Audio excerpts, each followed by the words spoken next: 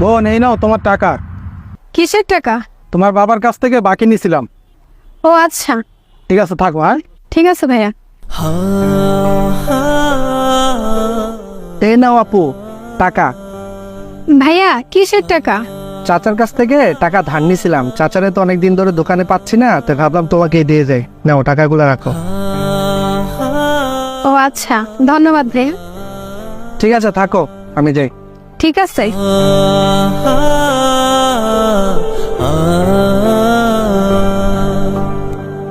আচ্ছা আপু, আমার বিলটা জানি কত হয়েছে? ভাইয়া আপনি কি কি খাইছেন? একটা চা আর একটা বিস্কিট। একটা চা একটা বিস্কিট, তাহলে আপনার 20 টাকা হয়েছে। 20 টাকা? ও আচ্ছা, ঠিক আছে। আচ্ছা আপু, একটা কথা বলেন তো। জি ভাইয়া বলেন। একটা কথা বলবো, এখানকার মানুষ অনেক সৎ, তাই না? মানে ভাইয়া? মানে এটাই, এখনকার লোক টাকা নিলে তাকে আর খুঁজে পাওয়া যায় না। আর তোমাকে দেখছি লোকে সাইডে এসে টাকা দিয়ে যাচ্ছে। বিষয়টা আমি কিছুই বুঝতেছি না। আপু, আমাকে একটু খুলে বলবা? ও আচ্ছা ভাইয়া, এই কথা জানতে চান? শোনেন তাহলে।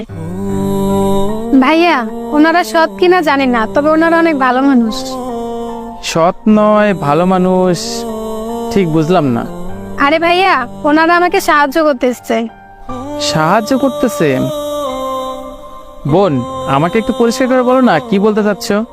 আমি তো কিছুই বুঝতে পারতেছি না। এই দোকানটা আমার বাবা ছিল, কিন্তু আমার বাবা 4-5 মাস ধরে অনেক অসুস্থ।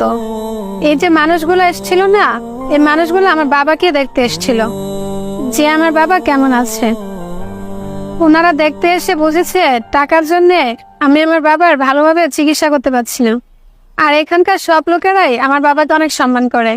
আর যেদিন থেকে আমার বাবাকে ওনারা দেখতে আসছে, কেউ না কেউ কোনো না কোনো ভাবে